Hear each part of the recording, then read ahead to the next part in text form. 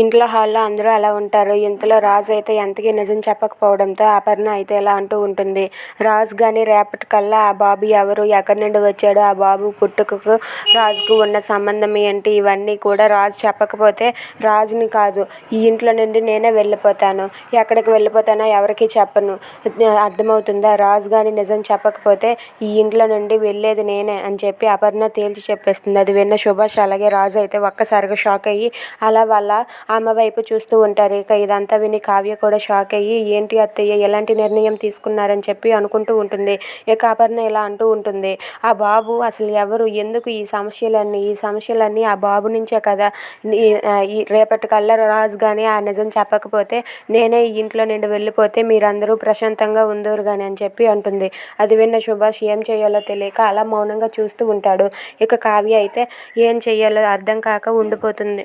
Thanks for watching friends. Please subscribe our channel.